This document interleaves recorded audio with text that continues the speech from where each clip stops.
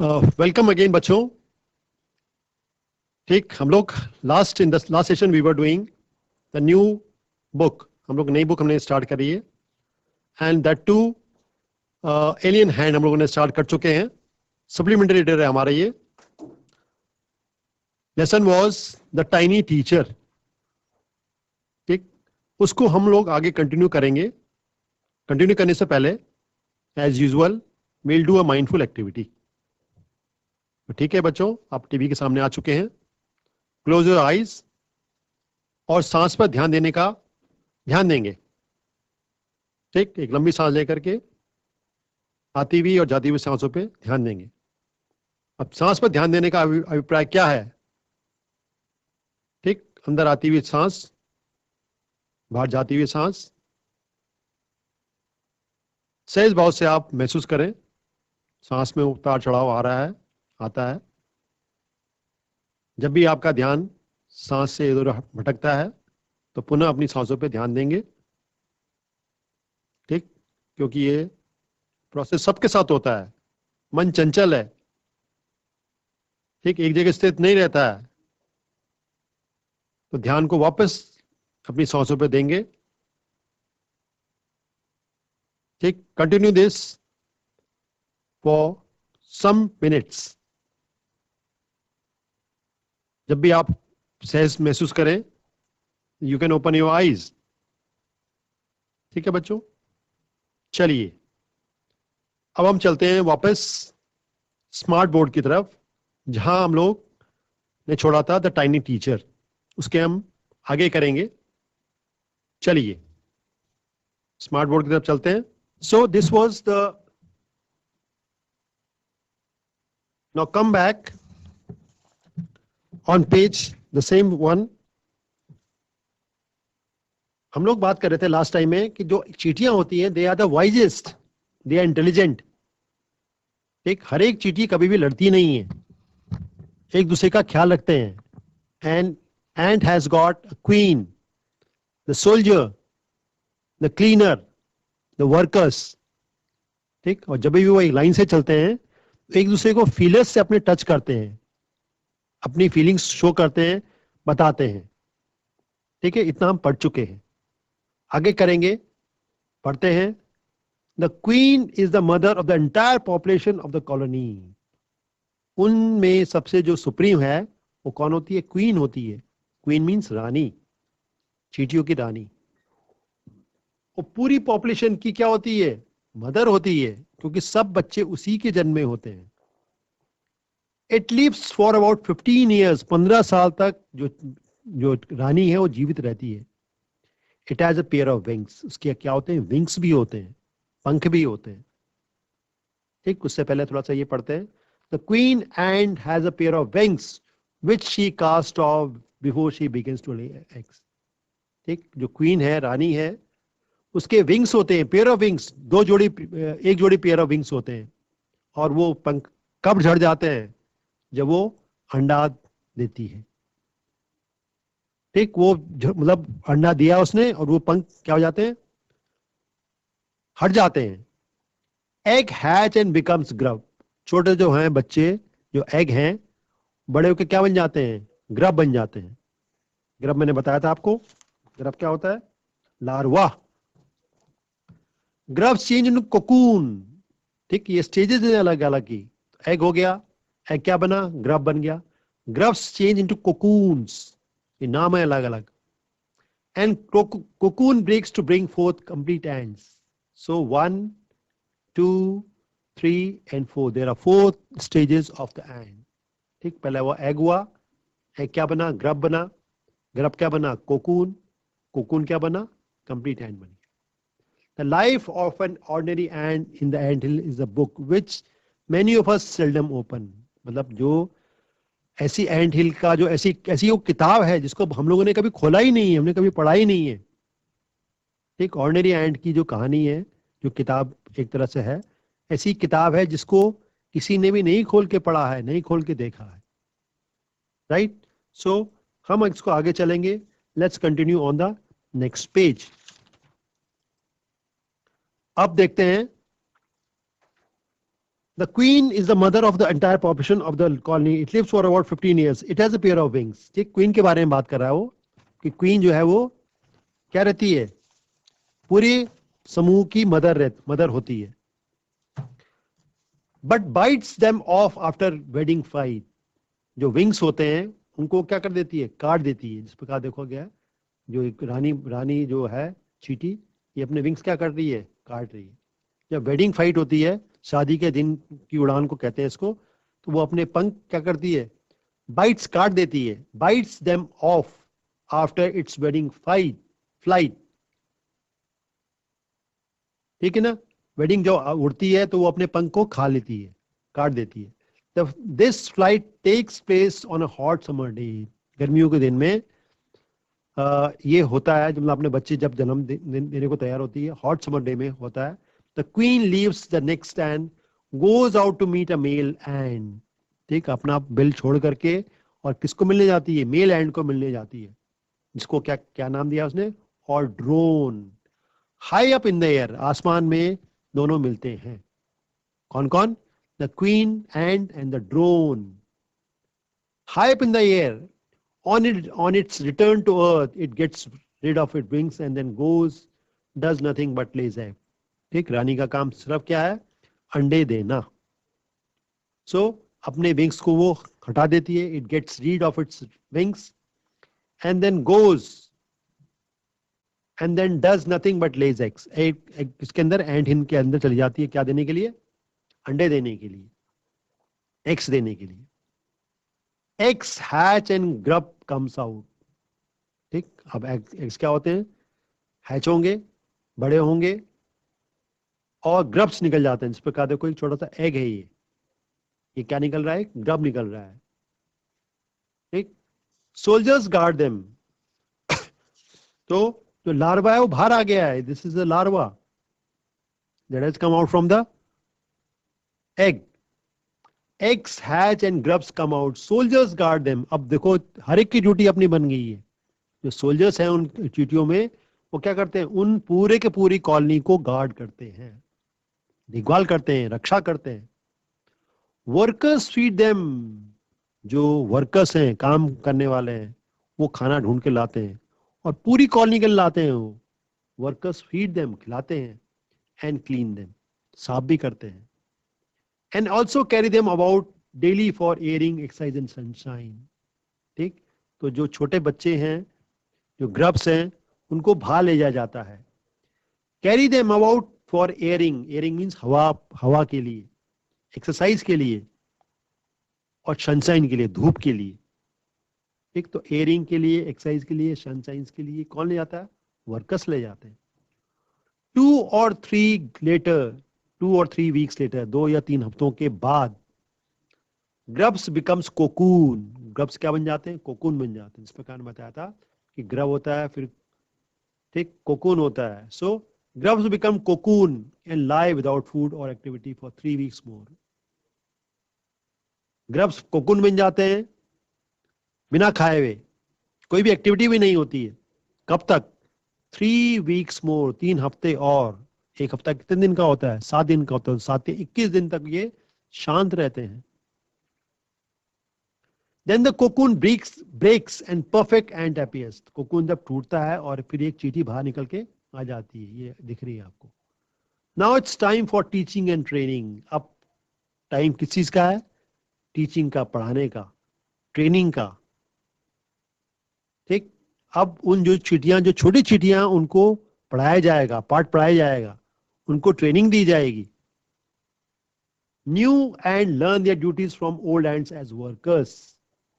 जो नई चींटियां हैं, अगर वो वर्कर्स की हैं, new ants learn their duties from old ants as workers. पुरानी चींटियों से वर्कर्स जो हैं, वो जो चींटियां, उनसे वो काम सीखती हैं, ड्यूटी सीखती हैं कि हमारी ड्यूटी क्या है.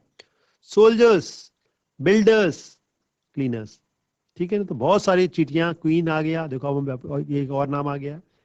जो क्वीन चींटी है, उसमें फिर उसके उसमें क्या है, वर्कर्स भी हैं, सोल्जर्स भी हैं, बिल्डर्स भी हैं, क्लीनर्स भी हैं. So all these do their duties perfectly. सबको अपनी ड्यूटी पता रहती है. आफ्टर अ वीक्स ट्रेनिंग, एक हफ्ते की ट्रेनिंग के बाद, the small ants are ready to go out into the big world of work. तो जो छोटी चींटी हैं वो बड़ी हो जाती हैं और बाहर क्या है, दुनिया में काम करने के लिए तैयार हो जाती है। Ready to go out into the big world of work, काम की दुनिया में बाहर आ जाती है। मतलब उनको काम सीखना होता है, सब सिखाते हैं उनको, चाहे वो बिल्डर्स हो, क्लीनर हो, वर्कर हो, soldiers. An ant hill is a home not only for ants but also for some other creatures. जो बाम्बी है उसमें चींटियां ही नहीं रहती हैं, कुछ कुछ जीव और रहते हैं, but also some other creatures, कुछ जीव और रहते हैं। वो जीव कौन कौन से? Beetles, lesser breed of ants की दूसरी variety, and green fly. So ये एक दो तीन तरह की उसमें बाम्बी में और भी रहते हैं। बीटल्स रहती हैं, लेसर ब्रीड्स ऑफ एंट्स रहती हैं, ग्रीन फ्लाई रहती हैं। Why do ants want these alien creatures to live in their nest? अब चींटियां क्यों रखती होंगी उनको अपने अपने बिलों में? क्या उनसे कोई फायदा होता होगा? क्या उनको जो मतलब एलियन क्रीचर्स हैं जो बाहरी दुनिया के हैं वो उनके बामी में रहते हैं? क्यों? फॉर सेवरल रीजंस, बहुत कारण हैं। Some give off smell pleasant to the ants senses, कुछ की जो स्मेल है वो चींटियों को पसंद आती है। For several reasons, some give off smells pleasant to the ants' senses. कुछ जो उनकी स्मेल है, those smell are liked by ants, चींटियां उनको पसंद करती हैं। राइट? चलिए चलते हैं नेक्स्ट पेज पर।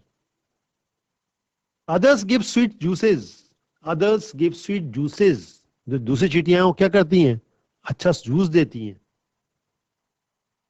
Some are just pets or playthings like cats or dog to human being. कुछ ऐसे होते हैं जो उनके साथ खेलते हैं, कूदते हैं, जैसे हम घरों में अपने क्या रखते हैं, पालतू बना के क्या रखते हैं, कुत्तों को रखते हैं, बिल्लियों को रखते हैं। And some are just pets or playthings like cats or dogs to human being. ठीक है, जिस प्रकार ह्यूमन बीइंग जो मनुष्य है वो कैट्स को, डॉग्स को एज अ पेट रखते हैं, उसी प्रकार से चींटियां उन किनको, इनको, दीज एंट हिल्स, बीटल्स को, लेसर ब्रीड ऑफ एंड्स को, ग्रीन फ्लाई को अपने यहां रखते हैं। ठीक, the green fly is the ends cow. जो ग्रीन फ्लाई है वो समझ लो एंड्स की काउ है, दूध देती है, वो उनको दूध पिलाती है। The ants train it to give honey dew like milk.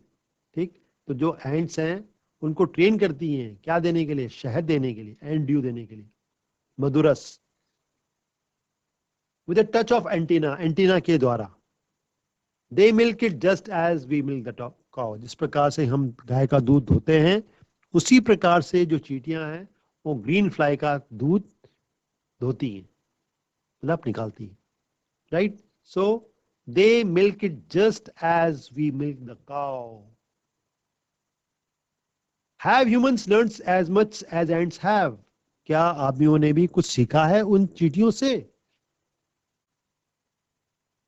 Perhaps they have not, they have, शायद कुछ सीखा हो, but they haven't put their learning to good use. लेकिन मनुष्य ने उनका अच्छा यूज नहीं किया है। सीखा तो होगा किस प्रकार से एंट्स अपना काम करती हैं। They may still learn a few things from their tiny teacher.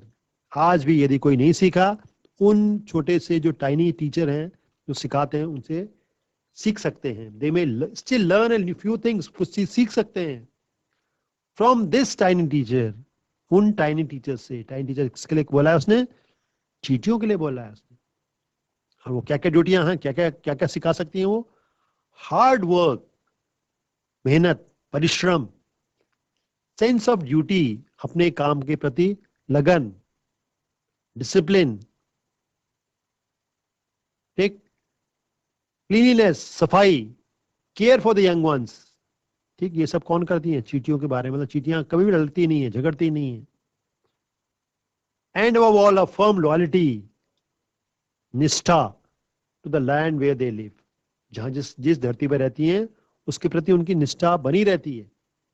ठीक, तो इस प्रकार से वी कैन लर्न, हम लोग क्या उन छोटी जो चींटियां हैं उनसे क्या सीख सकते हैं? We can learn hard work, sense of duty, discipline, cleanliness, care for the young ones and loyalty.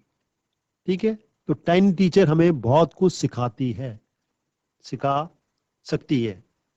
Right, so this was lesson 1 of alien hand. ठीक है, अब कुछ क्वेश्चंस हैं, इसमें देखिए क्वेश्चंस भी करेंगे।